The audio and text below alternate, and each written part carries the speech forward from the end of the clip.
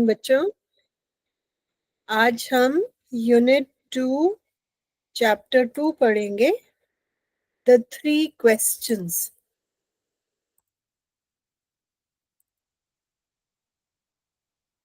ये हमारा चैप्टर है आपकी बुक में, यूनिट 2 चैप्टर 2, द 3 क्वेश्चंस।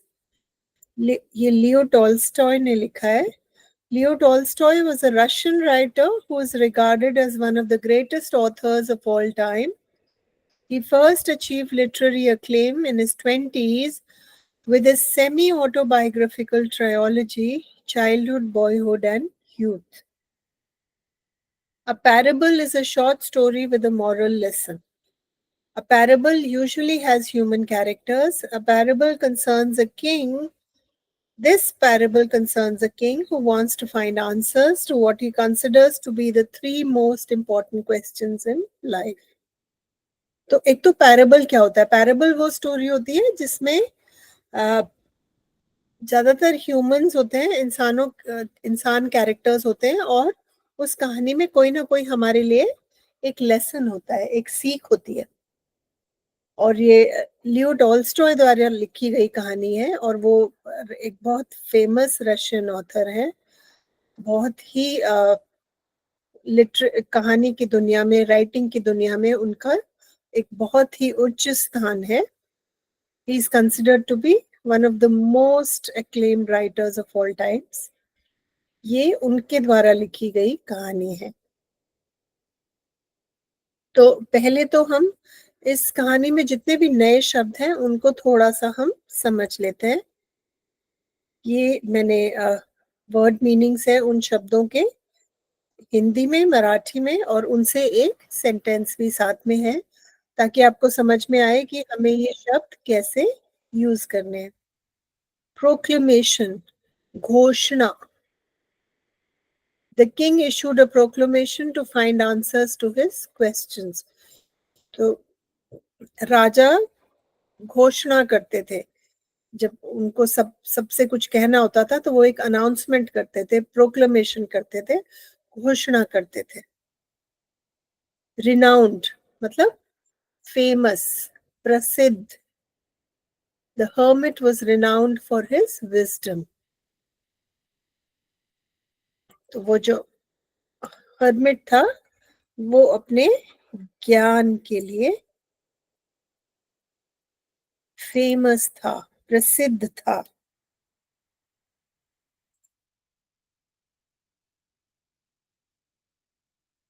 ठीक है, हर्मिट माने सन्यासी, रिनाउंड मतलब प्रसिद्ध, विजडम मतलब समझदारी, दिमाग। हर्मिट सन्यासी, फ्रेल मतलब दुबला पतला कमजोर, इसको कहते हैं frail. The hermit was frail and struggle to dig the ground. तो जो हर्मिट था, जो सन्यासी थे, वो बहुत ही दुबले पतले कमजोर थे। स्पेड, फावड़ा।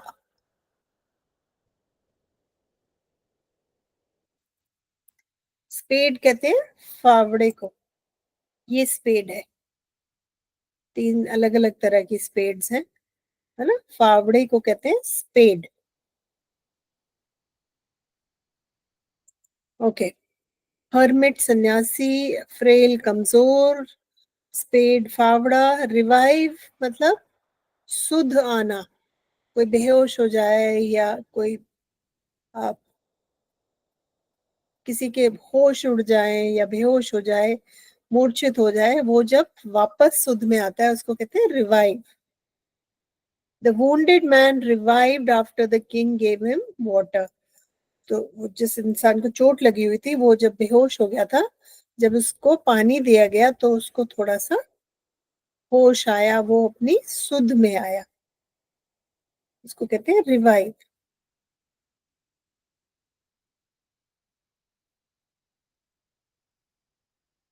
पुनर्जीवन, है ना।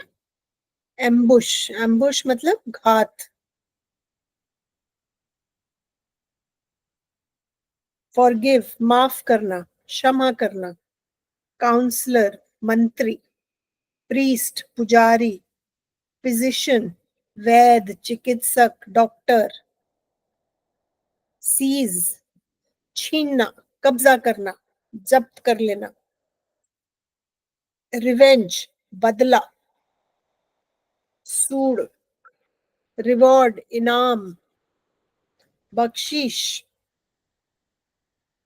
जब बड़े लोग या राजा मंत्री जब खुश होते हैं किसी से तो वो इनाम देते हैं, वो बख्शीश देते हैं, रिवॉर्ड. टाइम टेबल, समय सारिणी. काउंसिल, परिषद. अटेंटिव, ध्यान देना, ध्यान से कुछ करना. बैंडेज, पट्टी. कंपैशन, दया, करुणा. ऑक्यूपेशन, व्यवसाय, जो आप काम करते हैं,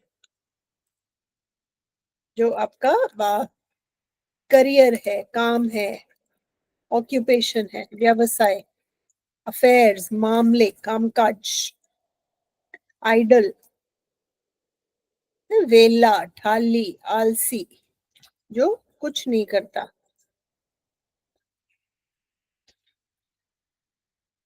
एसेंशियल, आवश्यक. सिक्लूडेड, एकांत. मोर्निंग, कराहना. दर्द से कराहता है ना, कोई किसी को चोट लगी है या किसी को सर दर्द हो रहा है या कोई घायल है तो वो दर्द से जो कराहता है उसको कहते हैं मोर्निंग. ब्लीडिंग, खून बहना. पर्पस, उद्देश्य. रीजन, कारण, पर्पस. विजडम, ज्ञान. वीकनेस, कमजोरी. अटेंड, देखभाल करना, किसी का ध्यान रखना. कंपैशनेट, दयालु. प्रेजेंट, वर्तमान, अभी, ये जो पीरियड चल रहा है, अभी हम क्लास ले रहे हैं, ये प्रेजेंट है, ये वर्तमान है. एनिमी, दुश्मन, शत्रु. पीस, शांति. गेज, टकटके, किसी की तरफ देखना, बहुत ध्यान से किसी की तरफ देखने को कहते हैं गेज. डिसमाउंट, घोड़े से उतरना. डिग, खोदना. हमने अभी फावड़ा देखा था ना, फावड़ा खोदने के काम आता है. पावर, शक्ति. गुडनेस, भलाई. और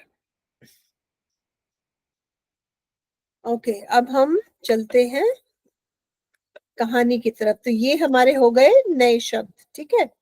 और अब हम पूरी कहानी पढ़ने से पहले हम क्या करेंगे, उसकी थोड़ी सी समरी हम पढ़ लेंगे. समरी में क्या होगा, जो कहानी है उसको बहुत शॉर्ट में आप समझ सकते हैं, उसके बाद फिर हम कहानी डिटेल में पढ़ेंगे, ठीक है.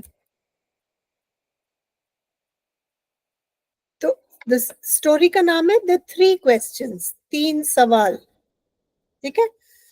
Leo Tolstoy's story, The Three Questions, is about a king who wanted to know three things to make sure he never failed in life. तो राजा चाहता था कि मैं जिंदगी में कभी हार ना मानूं, मैं जो भी करूं उसमें मैं सक्सेसफुल रहूं. तो उसके लिए मुझे तीन सवालों के जवाब चाहिए. वो तीन सवाल क्या है कि सब कुछ सही करने का, सही से काम करने का समय क्या होता है, और किन लोगों के साथ हमें रहना चाहिए, और कौन सा काम सबसे जरूरी है. तो ये उसके तीन सवाल थे.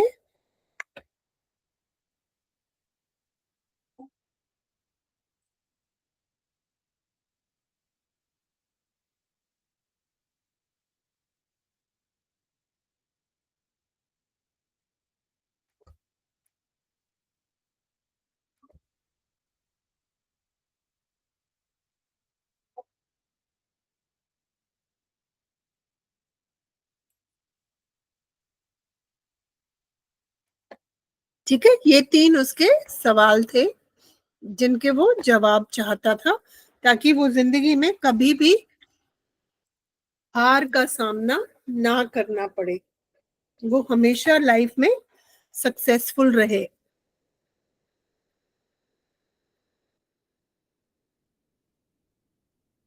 The king thought that if he knew the answers, he would always make the best decisions. He announced in his kingdom that anyone who could answer these questions would receive a great award. तो राजा को लगता था कि अगर मुझे इन 3 सवालों का जवाब मिल गया तो मैं कभी भी कोई गलत निर्णय नहीं लूंगा। तो उसने कहा जो मुझे इन तीनों सवालों का जवाब देगा उसको मैं इनाम दूंगा। Many wise men came to the king with different answers. Some said he should plan everything using a timetable and follow it strictly. Others said he should not waste time but watch carefully and act when needed. Some said he should have a group of wise people to guide him for every action. तो अलग अलग तरह के लोग आए, उन्होंने अलग अलग तरह के जवाब दिए। किसी ने कहा कि उसको टाइम टेबल बनाना चाहिए, किसी ने कहा कि बहुत सोच समझ के उसको चीजें करनी चाहिए, और किसी ने कहा कि उसके पास एक ज्ञानी लोगों का समूह होना चाहिए जो उसको हमेशा सही सलाह देते रहे।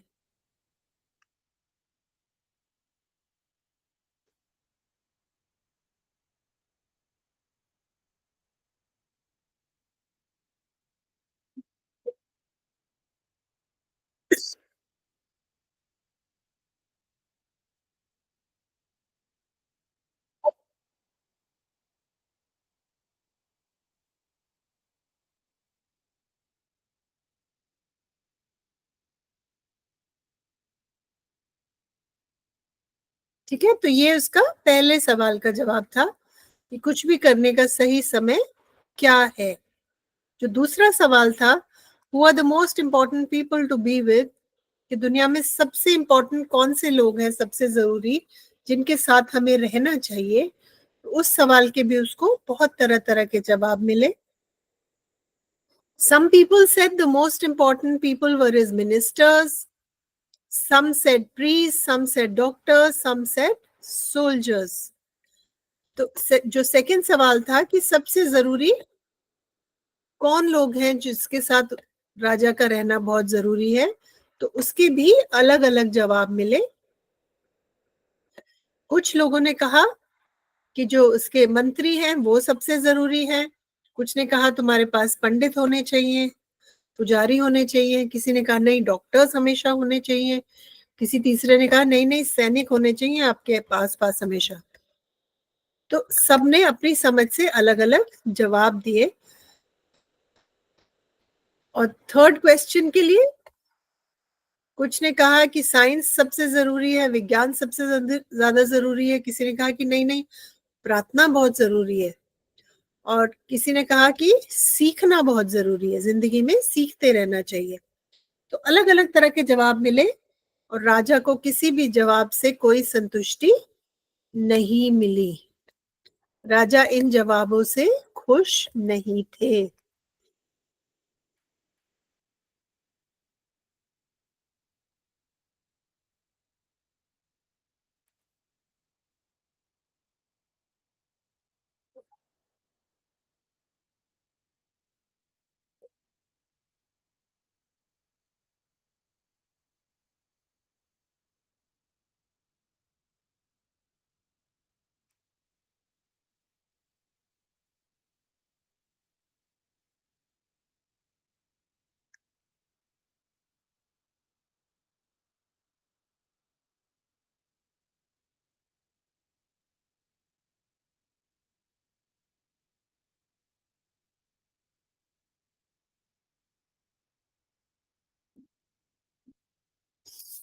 ठीक है, राजा को कोई भी जवाब पसंद नहीं आया, तो उसने किसी को बख्शीश नहीं दी।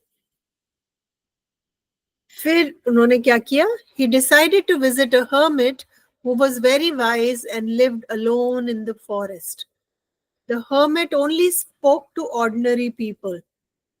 The king dressed in simple clothes and left his guards before visiting him. तो उन्होंने राजा जी ने क्या डिसाइड किया कि मैं उन सन्यासी से जाकर अपने सवालों के जवाब पूछूंगा। लेकिन वो सन्यासी सिर्फ सादा लोगों से मिलते थे, आम लोगों से मिलते थे। तो राजा ने क्या किया, आम कपड़े पहने, सादा इंसानों की तरह उन्होंने कपड़े पहने ताकि उनको कोई पहचान ना पाए कि वो राजा हैं। और उन्होंने अपने गार्ड्स को बोला, अपने जो उनके जो सिक्योरिटी के जो सिपाही उनके साथ चलते थे, उनको बोला कि तुम यहीं रुको, तुम मेरे साथ मत आओ।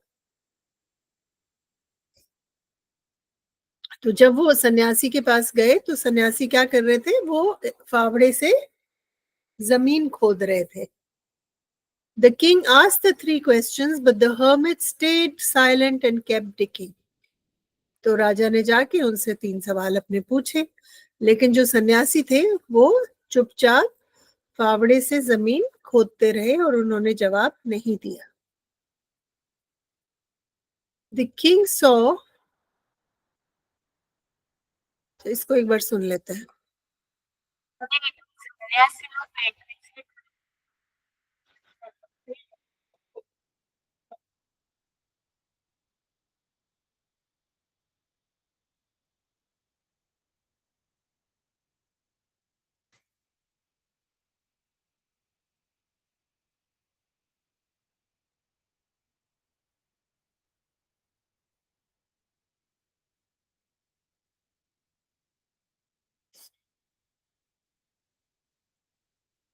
ठीक है, तो राजा ने देखा कि वो जो सन्यासी हैं वो बहुत ही कमजोर हैं, दुबले पतले हैं और वो थक गए हैं। तो राजा ने कहा कि मैं खोद देता हूँ, आप मैं फावड़ा चलाता हूँ, आप थोड़ी देर आराम कर लीजिए। तो सन्यासी ने उनको फावड़ा दिया और फिर राजा बहुत देर तक वो फावड़े से जमीन खोदते रहे। थोड़ी देर, घंटों बाद राजा ने दोबारा अपने सवाल पूछे, लेकिन जवाब मिलने से पहले क्या हुआ, एक घायल आदमी जंगल से दौड़ा दौड़ा आ रहा था और उसको बहुत खून बह रहा था। तो राजा जल्दी से रुके और उसका चोट साफ करी और उस पे पट्टी बांधी जब तक उसका खून बंद नहीं हो गया बहना। फिर उसके बाद वो जो सन्यासी थे और राजा जी थे, वो दोनों उस इंसान को उसमें झोपड़ी में लेके गए और वहां पे राजा सो गए।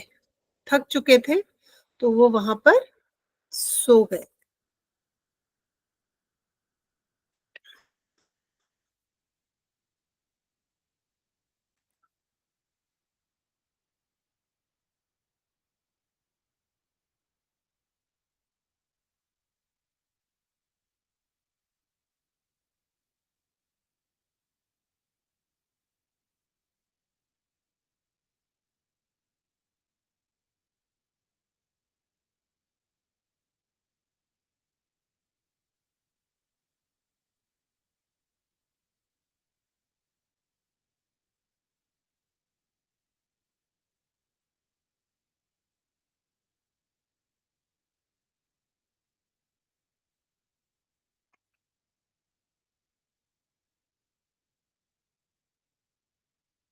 ठीक है, तो वहां पर राजा सो गए। The next morning, the man asked for the king's forgiveness. He said he was the king's enemy and had planned to kill him because the king had punished his brother and taken his property. But since the king saved his life, he no longer wanted to harm him and promised to serve him. The king forgave him and promised to send his doctor to take care of him. तो अगले दिन सुबह जिस इंसान की राजा जी ने पट्टी की थी, उन्होंने राजा से माफी मांगी कि मुझे माफ कर दो राजा, मैं तो आपको मारना चाहता था क्योंकि आपने मेरे भाई को मारा और उसकी सारी, आपने मेरे भाई को सजा दी थी और उसकी सारी प्रॉपर्टी छीन ली थी, लेकिन आपने मेरी जान बचाई। अब मैं आपको नुकसान नहीं पहुंचाना चाहता और मैं आपकी सेवा करूंगा, अब आप मुझे माफ कर दीजिए। तो राजा ने उसको माफ कर दिया और उसको बोला कि तुम चिंता मत करो, मैं अपने वैद्य को तुम्हारे पास भेजूंगा, वो तुम्हारा ख्याल रखेगा और तुम्हें बिल्कुल ठीक कर देगा। Before leaving, the king asked the hermit once more the answers to his questions. जाने से पहले राजा जी तो सवालों के जवाब ढूंढने आए थे, तो उन्होंने फिर तीसरी बार पूछा सन्यासी से कि आप मेरे सवालों का तो जवाब दीजिए।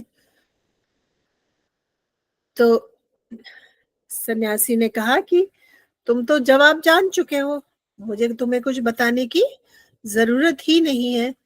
The most important time is now. सबसे जरूरी टाइम कौन सा है? अभी जो चल रहा है, जिसमें हम हैं। क्योंकि हम सिर्फ अभी कर्म कर सकते हैं, हम पास्ट में जाके कर्म नहीं कर सकते, हम आने वाले कल में कर्म नहीं कर सकते। हम अगर चाहे कि मैं कल सुबह कुछ कर दूं, जो अभी मैं यहाँ बैठी कल सुबह का कुछ कर दूं, तो मैं नहीं कर सकती, वो कल तो चला गया। अब जो कल आने वाला है उसमें भी हम कुछ नहीं कर सकते, हम सिर्फ अभी कर सकते हैं। So the most important time is now. और उनका दूसरा सवाल था कि सबसे जरूरी हमारी लाइफ में कौन है, सबसे इंपॉर्टेंट पर्सन कौन है? तो उन्होंने कहा सबसे इंपॉर्टेंट वही है जिसके साथ आप अभी हैं, आप उसको ध्यान दीजिए, उसको अटेंड करिए। सबसे जरूरी इंसान आपकी जिंदगी में वो है जिसके साथ आप अभी हैं। और सबसे इंपॉर्टेंट चीज क्या है? कि जो आपके साथ है आप उसका भला करिए। तो सन्यासी ने कहा कि आपको तीनों जवाब मिल गए हैं, अब आपको किसी सवाल के जवाब किसी से पूछने की जरूरत नहीं है। तो इस स्टोरी से हम सीखते हैं कि हमें अपने प्रेजेंट में रहना चाहिए और अपने आसपास जो लोग हैं उनकी इज्जत करनी चाहिए, कदर करनी चाहिए और लोगों का ध्यान रखना चाहिए।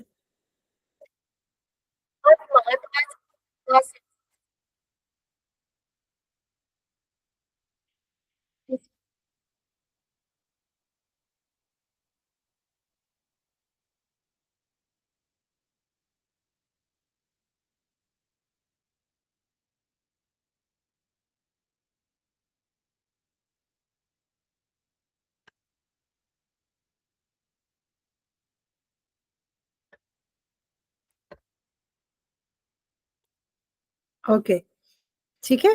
तो ये कहानी की समरी थी, हम एक बार स्टोरी पढ़ लेते हैं, फिर हम इसके क्वेश्चंस आंसर करेंगे।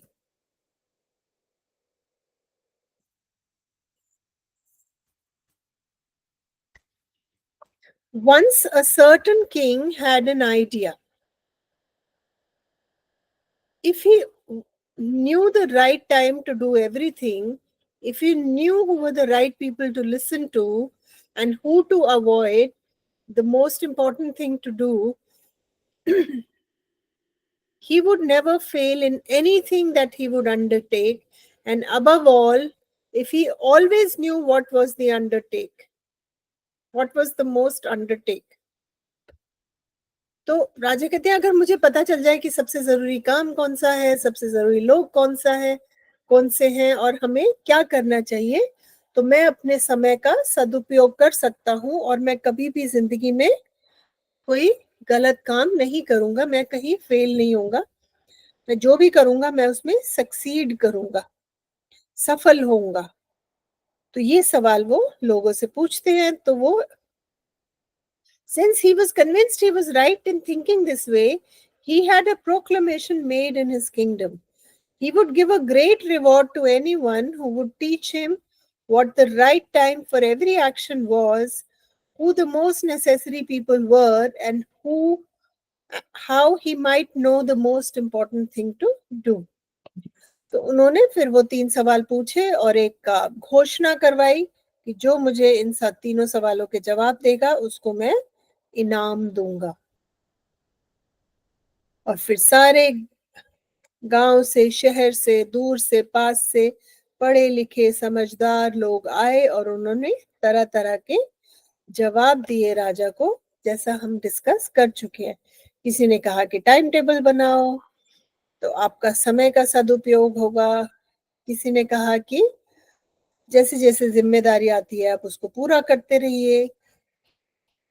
किसी ने कहा कि एक इंसान हमेशा सही नहीं हो सकता, तो आपके पास बहुत सारे समझदार सलाहकार होने चाहिए। तो सबने अलग अलग अपनी समझ से सॉल्यूशन दिए और सबके आंसर्स अलग अलग थे। Equally varied were the answers to the second question. Some said the people the king needed the most were his counselors, others the priest, others the doctors, while some said the warriors were the most necessary. तो उनका जो दूसरा सवाल था कि हमारी जिंदगी में सबसे इम्पोर्टेंट लोग कौन हैं, तो उसके आंसर्स भी अलग अलग थे। किसी ने कहा पंडित हैं, किसी ने कहा डॉक्टर्स हैं, किसी ने कहा सिपाही हैं, किसी ने कहा मंत्री हैं। तो सबके जवाब अलग थे। तो राजा और कंफ्यूज हो गए कि मुझे तो अपने सवाल का जवाब मिला ही नहीं। To the third question about what was the most important occupation, some replied the most important thing in the world was science. Others said it was the skill in warfare, and others again that it was religious worship. The king was convinced by none of these answers and gave the reward to none. उनका जो तीसरा सवाल था कि सबसे जरूरी काम कौन सा है, तो किसी ने कहा कि विज्ञान से रिलेटेड जो भी काम है वो जरूरी है, किसी ने कहा कि युद्ध से रिलेटेड जो भी काम है वो जरूरी है, किसी ने कहा कि पूजा पाठ सबसे जरूरी है। तो सबके जवाब अलग अलग थे और राजा को कोई भी जवाब समझ नहीं आया, उनको कन्विंसिंग नहीं लगा। तो उन्होंने कहा नहीं, मैं इन जवाबों के लिए किसी को इनाम नहीं दूंगा, ये सही जवाब मुझे नहीं लग रहे। फिर उन्होंने कहा कि अभी तो इन लोगों के पास तो किसी के पास जवाब है ही नहीं। तो एक बहुत समझदार सन्यासी रहते थे, कहते मैं उनके पास जाऊंगा और उनसे मैं ज्ञान लूंगा, उनसे मैं ये सवाल पूछूंगा और वो मुझे शायद बता पाएंगे कि मेरे सवालों के जवाब क्या है। अब वो सन्यासी दूर कहीं जंगल में रहते थे और जंगल से वो बाहर नहीं आते थे और वो सिर्फ आम इंसानों से बात करते थे। वो जो अमीर ताकतवर राजा मंत्री ऐसे लोगों से वो बात नहीं करते थे। तो राजा ने क्या किया, सादा कपड़े पहने और वो अपने घोड़े से उतर के और अपने जो बॉडीगार्ड था, जो उनका रक्षक था, उसको भी छोड़ दिया, घोड़े को भी छोड़ दिया और वो अकेले उन सन्यासी जी से मिलने गए। तो जब वो वहां गए, when the king arrived, the hermit was digging the ground in front of his hut. He greeted the king but went on digging. तो जब राजा वहां गए तो वो जो सन्यासी थे वो अपनी झोपड़ी के सामने एक गड्ढा खोद रहे थे। उन्होंने प्रणाम किया राजा को और वो अपना काम करते रहे। वो बहुत दुबले पतले कमजोर थे और वो फावड़ा चला रहे थे, वो धरती खोद रहे थे फावड़े से।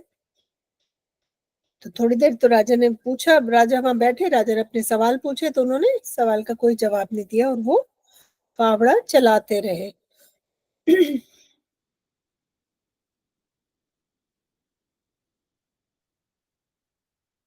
The hermit listened to the king but said nothing. तो जो सन्यासी थे उन्होंने कोई जवाब नहीं दिया। He just spat on his hand and resumed digging. उन्होंने क्या किया, अपने हाथ पे थोड़ा सा थूका और फिर वो वापस खोदने लगे। शायद उनके हाथ में दर्द होने लगा था या कुछ होने लगा था, तो उन्होंने अपने हाथ पे थोड़ा सा स्पिट किया। राजा चुपचाप देखते रहे और फिर उनको लगा कि ये तो बहुत ही कमजोर दुबले पतले इंसान है, मैं इनकी मदद कर देता हूँ। तो उन्होंने कहा कि आप थोड़ी देर आराम कर लीजिए, मैं आपकी जगह ये गड्ढा खोद देता हूँ। तो उन्होंने फावड़ा दे दिया राजा को और राजा खोदते रहे। जब उन्होंने दो पेड़ लगाने की दो बेड्स, मतलब जहाँ पे वो तुम क्यारी लगाते हो, क्यारी जब दो क्यारी उन्होंने खोद दी राजा ने, तो राजा ने दोबारा सवाल पूछा, तो राजा ने सर जवाब तो जो सन्यासी थे उन्होंने जवाब नहीं दिया, पर उन्होंने कहा कि इशारा किया कि तुम मुझे फावड़ा वापस दे दीजिए, मैंने अब आराम कर लिया, मैं खुद देता हूँ। उन्होंने सिर्फ इशारे से फावड़ा मांगा। तो राजा ने कहा नहीं, हाँ, उन्होंने कहा कि तुम आराम कर लीजिए, अब मैं कर लेता हूँ, मैं फावड़ा चला लेता हूँ। लेकिन राजा ने उनको फावड़ा नहीं दिया और खोदते रहे। फिर कई घंटे इसमें निकल गए और शाम का समय हो गया, सूरज डूबने लगा और फाइनली राजा कहने लगे कि I came to you wise one for an answer to my questions. If you can give me none please say so and I will go home. तो वो कहने लगे कि राजा कहते हैं कि मैं तो आपके पास अपने सवालों के जवाब के लिए आता था, अगर आपके पास जवाब नहीं है तो आप मुझे बता दीजिए, मैं घर चला जाऊंगा। तो उसको जवाब देने के बजाय जो हमारे सन्यासी थे वो कहते हैं अरे देखो कोई आ रहा है। और जैसे ही राजा ने पीछे देखा तो एक दाढ़ी वाला इंसान भगा हुआ आ रहा था, भागता हुआ। उसके हाथ, अपने पेट को उसने दबाए हुए थे अपने हाथों से और उसके पेट से खून निकल रहा था। जैसे वो राजा के पास पहुंचा वो बेहोश हो गया और जमीन पर कराहते हुए गिर गया।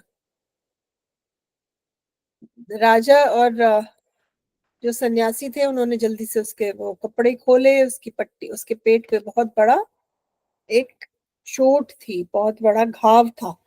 तो उन्होंने वो घाव साफ किया, उसकी मल्लम पट्टी की, उसके ऊपर से आ, अच्छे से पट्टी बांधी अपने रुमाल से, तौलिए से, ताकि वो खून उसका निकलना कम हो जाए। But the blood would not stop flowing and the king again and again removed the bandage, soaked in warm blood and washed and rebandaged the wound. लेकिन उनका खून बंद ही नहीं हो रहा था और बार बार राजा उसके चोट पे वो तौलिया रखते थे, कपड़ा रखते थे, फिर उस कपड़े को धोते थे, फिर वापस उसके घाव पे वो कपड़ा रखते थे और बहुत देर में जाके उसका वो खून बहना बंद हुआ। और जब खून बहना बंद हुआ उसको होश आया और उसने पानी मांगा।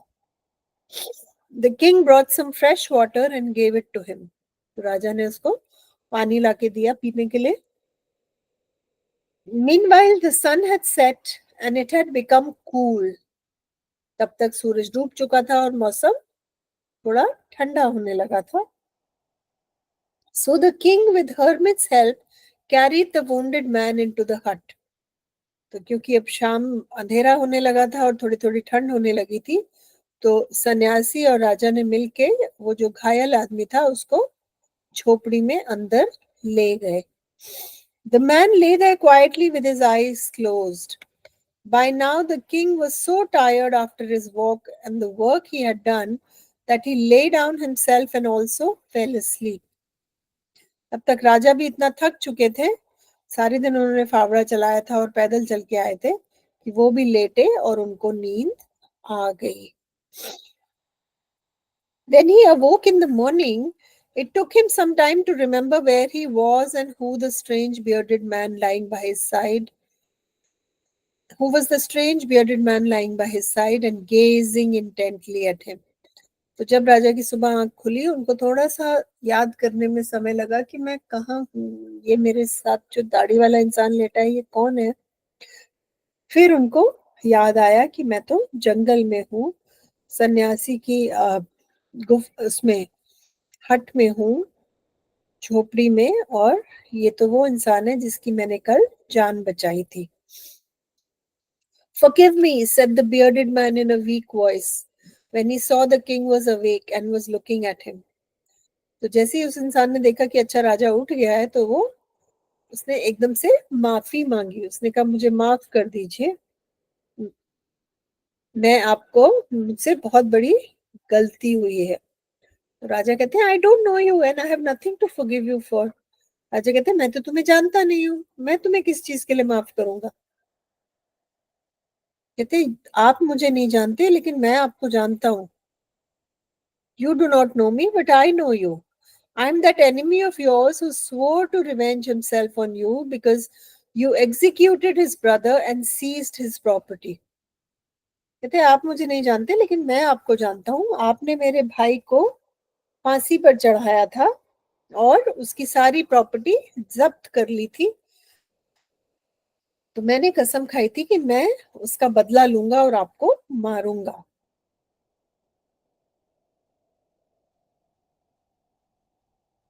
I knew you had gone alone to see the hermit and I resolved to kill you on your way back. कहते हैं, मुझे पता था कि आप सन्यासी से मिलने अकेले गए हैं, इसलिए मैंने सोचा जब आप वापस आएंगे तो मैं आपको मार दूंगा. But the day passed and you did not return. So I came out of my ambush to find you. कहते हैं, लेकिन जब पूरा दिन निकलने लगा और आप नहीं वापस आए तो मुझे लगा मैं आपको ढूंढता हूं. तभी आपके जो बॉडीगार्ड्स हैं उन्होंने मुझे पहचान लिया और मुझे मारने की कोशिश की. कहते मैं वहां से तो बच गया लेकिन अगर आप मुझे नहीं बचाते तो मैं मर जाता. मेरे को इतनी गहरी चोट थी कि मेरी जिंदगी चली जाती. Your bodyguards recognized me and wounded me. I escaped from them but would have bled to death had you not dressed my wound. I wished to kill you, but you've saved my life. Now, if I live, and if you wish it, I will serve you all my life.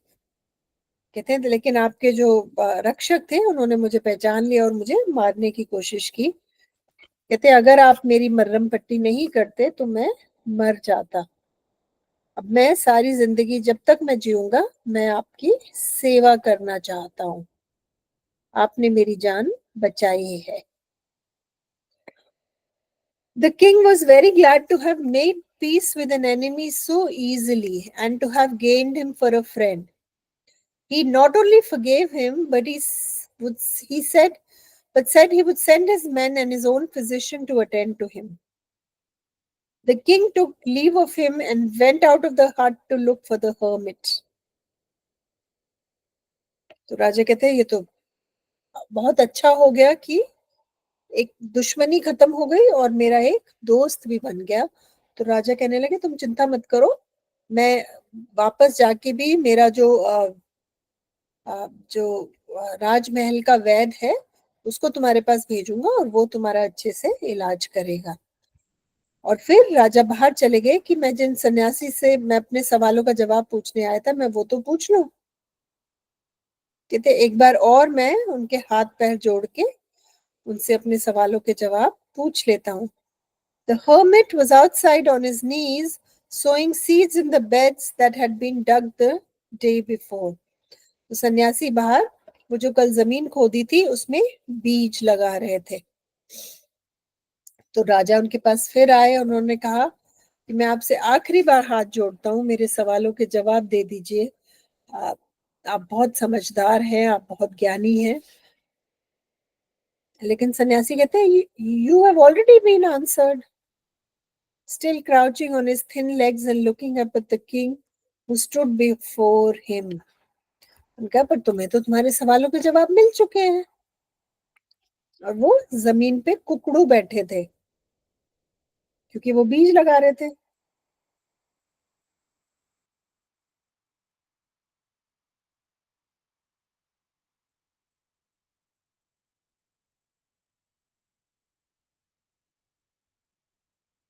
ठीक है.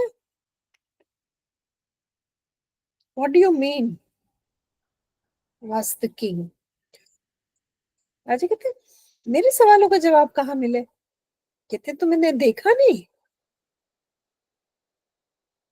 If you had not pitied my weakness yesterday and stayed to dig these beds for me, you would have gone back and been killed by the man. So the most important time was when you were digging the beds, and I was the most important man, and to do good was your most important business. कहते हैं आप देखिए, कल अगर आप वापस चले जाते तो जो ये इंसान आपको मारने के लिए वहां पर बैठा था वो आपको मार देता, चोट पहुंचा देता. तो आपने मेरी मदद की, आपने मेरे साथ फावड़े से काम किया, तो आपकी जान बच गई। तो आप जो कर रहे हो वो काम सबसे जरूरी है, और दूसरों की हमें मदद करनी चाहिए, उससे हमारा भी फायदा होता है, और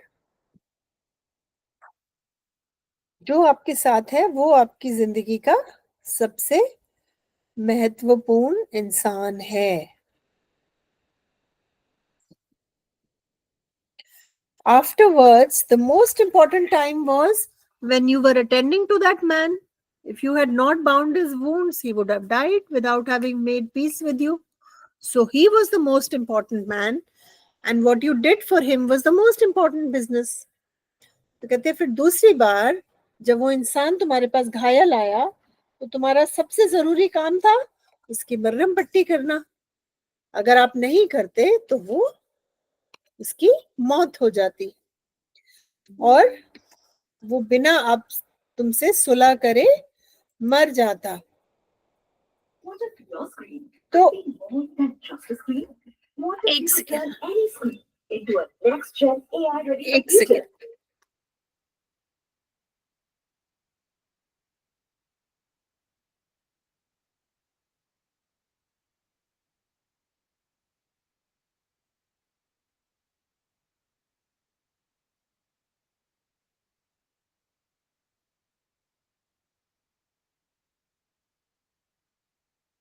ओके, तो राजा कहते हैं कि अब वो सन्यासी कहते हैं कि दूसरी बार तुम्हारा सबसे जरूरी काम था उस इंसान की जान बचाना। तुमने उसकी जान बचाई, तुम्हारी उससे सुलह हो गई, और उस समय तुम्हारा सबसे जरूरी काम था उस इंसान की जान बचाना। वो तुम्हारी जिंदगी में उस समय सबसे जरूरी इंसान था, और वह सबसे जरूरी कर्म था। तो बेसिकली लियो टॉल्स्टॉय हमें बताते हैं कि हम जिस टाइम में हैं वो सबसे जरूरी समय है, वर्तमान ही सबसे जरूरी समय है। हमारे साथ जो है उस समय उसका उसका सम्मान करना, उसे समय देना हमारी सबसे बड़ी जिम्मेदारी है। और respect, love and doing good good actions, हमारे अच्छा कर्म करना, अच्छा बिहेवियर करना, सामने वाले की इज्जत करना, और वर्तमान में जीना हमारी सबसे बड़ी जिंदगी की सीख है। तो ये 3 लेसन्स राजा के साथ साथ हमें भी सीखने को मिलते हैं। ओके, ये अब हम क्वेश्चंस कर लेते हैं वर्कशॉप के। First question, read the story and answer whether the following statements are true or false. ये ट्रू फॉल्स स्टेटमेंट्स हैं।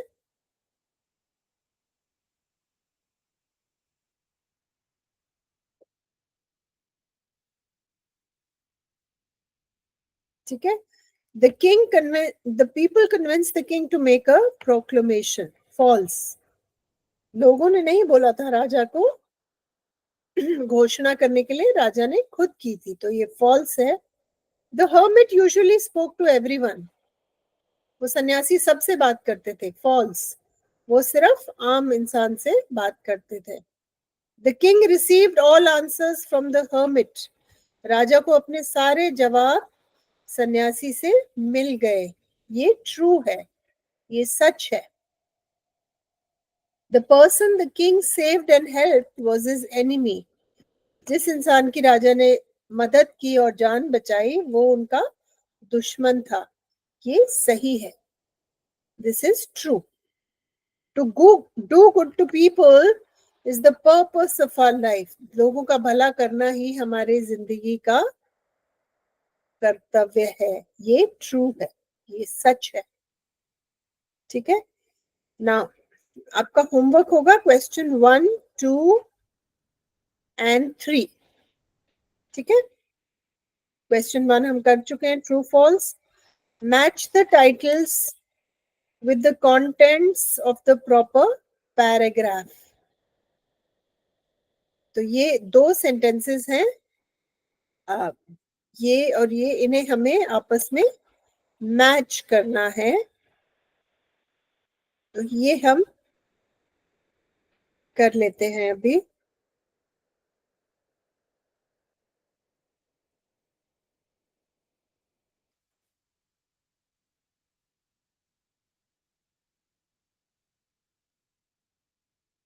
Once a certain king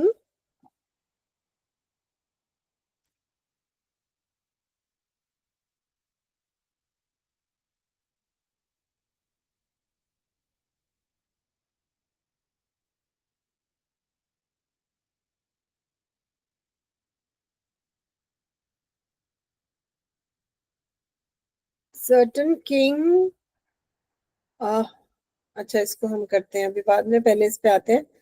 the character traits of the king and hermit are mixed up.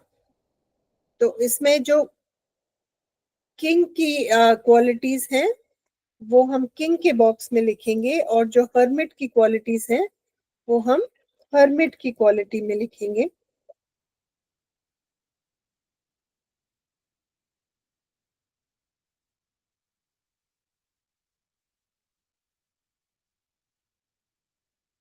Okay,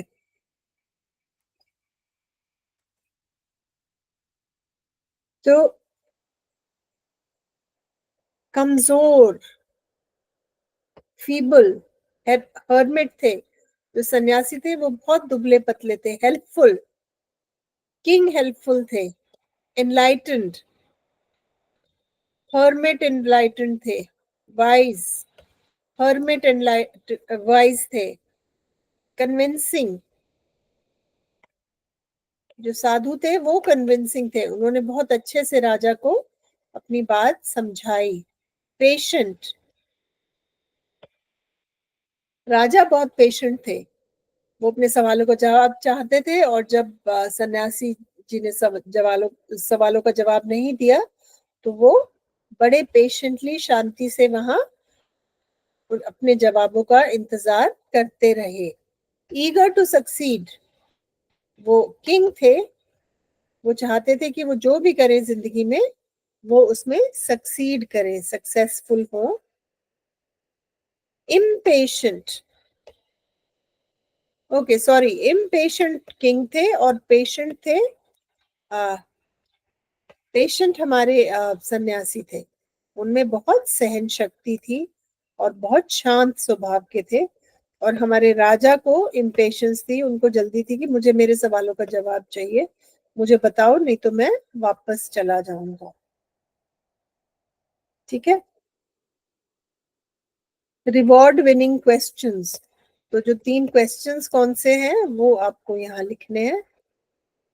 वो 3 question से यहाँ पे हमने शुरू में ही discuss किए थे कि कुछ भी करने का सही समय क्या है, सबसे जरूरी लोग कौन है जिनके साथ हमें करना चाहिए, और हमें क्या करना चाहिए, हमारा वो कौन सा एक्शन है। ठीक है। ओके, तो ये हमारा,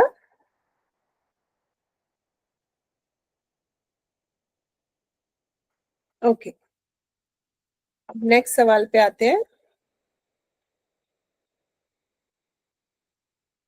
different responses to these questions, इन क्वेश्चंस के अलग अलग जवाब क्या मिले हमें, वो आप इन पैराग्राफ से निकाल सकते हैं।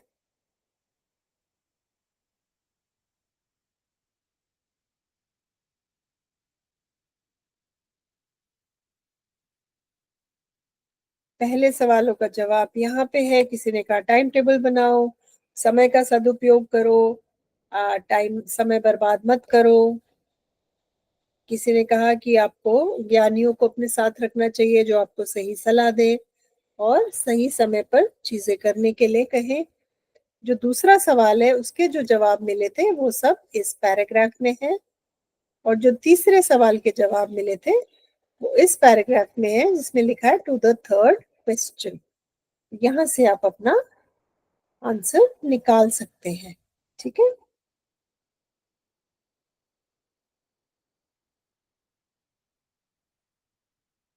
Most necessary people needed by the king, किसी ने कहा पुजारी, किसी ने कहा सोल्जर, किसी ने कहा रक्षक। तो सबके अलग अलग जवाब थे। 3 मोस्ट इंपॉर्टेंट ऑक्यूपेशंस। इसमें किसी ने कहा कि जो साइंस से रिलेटेड लोग हैं वो सब, साइंस सबसे इंपॉर्टेंट ऑक्यूपेशन है। किसी ने कहा कि पंडिताई बहुत इंपॉर्टेंट ऑक्यूपेशन है। और तीसरा कुछ लोगों ने कहा कि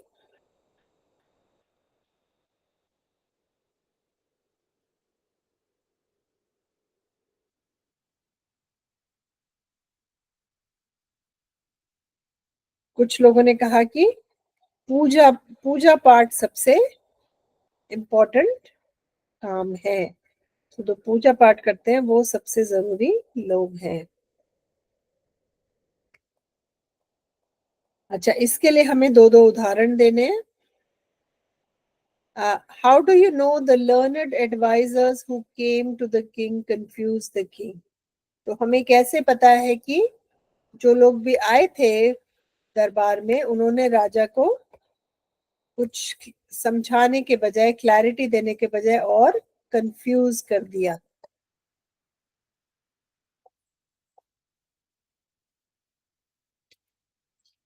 हमें कैसे पता? क्योंकि सबने बहुत ही अलग अलग तरह के जवाब दिए। How do you know that the king was humble? हमें कैसे पता है कि जो राजा है वो बिल्कुल नम्र है? क्योंकि राजा ने फावड़ा भी चलाया और उनको इस बात से कोई आपत्ति नहीं थी। वो कह सकते थे मैं तो राजा हूं, मैं क्यों फावड़ा चलाऊं। लेकिन वो बहुत ही नम्र थे। उन्होंने जैसे ही देखा कि एक बुजुर्ग इंसान थक रहा है और उनसे वो शारीरिक काम नहीं हो रहा है, तो उन्होंने फावड़ा लिया और खुद खोदने का काम शुरू कर दिया।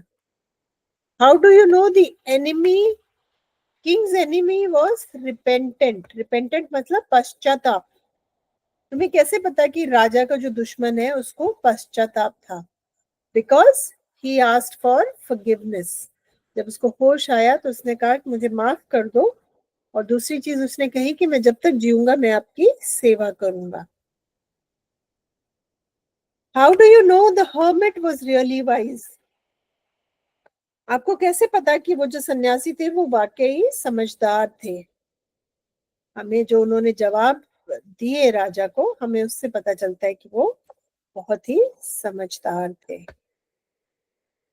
Okay, now this is fill in the blanks. Varied मतलब डिफरेंट। Many important people came to the court and gave different answers. The synonym of convinced is persuaded. The king wanted to know the right time to begin everything. Right? I pray you to answer my question. Here, pray means plead, request. I pray you to answer my question. यहाँ पे pray का मतलब भगवान से हाथ जोड़ना नहीं, request करना है। Choose an adverb that collocates with breathed. Breathed heavily. ठीक है, तो ये जो क्वेश्चंस हैं इनके आंसर्स भी आपके साथ शेयर कर दिए जाएंगे। आप उनको देखकर अपने चैप्टर रिवाइज कर सकते हैं। उसके वर्ड मीनिंग्स, उसके चैप्टर के एंड में जो क्वेश्चंस है उन सब के लिए आप इसको यूज कर सकते हैं। ऑल राइट बेटे, बाय।